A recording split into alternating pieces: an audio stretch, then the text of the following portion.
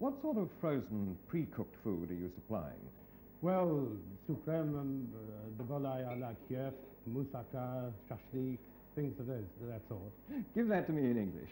Well, supreme de volaille à la kiev is what most people call chicken kiev.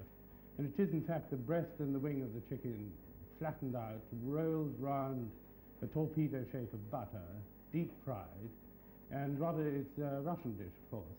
And it is fairly explosive when it comes to the table. If you stick your fork into it, the whole thing's liable to blow up. It sounds delicious, but even if it is perhaps a little dangerous. But do you do ordinary food? Oh, yes, we do. We do macaroni cheese. We'll even make porridge if people ask us for. You've given me a menu of exotic dishes. Now, where do you get the materials from? There are very few materials you need for exotic dishes that can't be obtained in England. Vegetables, certainly, and the best meat comes from England. But the purist would say that you have really to get the raw material from the country of origin of that particular dish. Well, these exotic dishes that I mentioned to you just now, I've been to Budapest, Prague, Paris, London.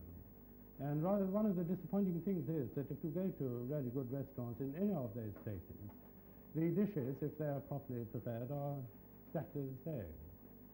Well, how do you taste? I mean, you're freezing things, and frozen food loses taste. Yes, it does.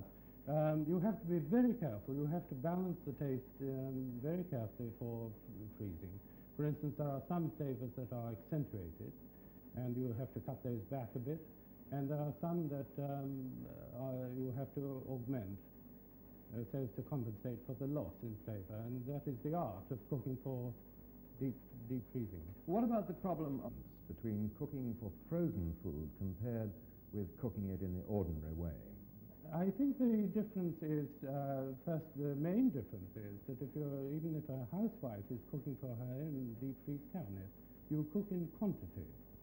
And for some reason, I don't know exactly what it is, but people do find that when they cook, say, for 12 people, the result is always very much better than if you just cook for 2. There is, in fact, a reason for it. What is the reason? Well, the reason is that if you're weighing out, as most housewives do, a certain quantity of this and that and that, when you're doing that for 2 people, any errors are critical. If you're doing it for 12 people, the errors are balanced out. This is a sort of tolerance. Yes, it is, yes. How do you freeze? Well, we freeze after cooking our dishes and putting them into their containers. They have to cool, of course, and then we put them into a deep freeze chamber, and there they stay until they're wanted. That's food done to them. That deep freeze there is maintained at between -5 and -10 degrees Fahrenheit. That is 37 to 42 degrees of frost. It's pretty chilly. Yes, it's very cold indeed. Well, this food isn't a new idea. Now, what's different about your scheme? Yes, that's quite true. But you see, we operate a scheme where we put deep freeze cabinets into the basement of blocks of flats in London. We have one block of flats, for instance, where there are 188 flats and 22 houses, and another block that has 49 flats and so on. And the flat dwellers can take from us, without any charge, a 7 cubic foot locker in this cabinet. And they have one key, and we have the only other existing key. They tell us what food they would like to find inside. This includes food prepared by the deep freeze vegetable or fruit manufacturers and so on, but also includes the food that we make ourselves here.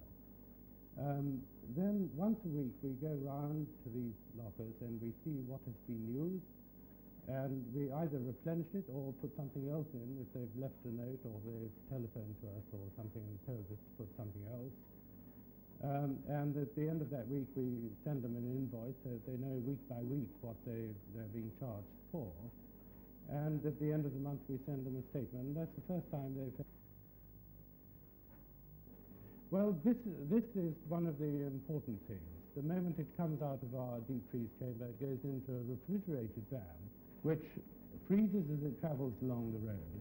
And if we stop anywhere, you can plug into the electricity and it goes on freezing. And it's maintained at the same temperature in that van as it is in our freezer here.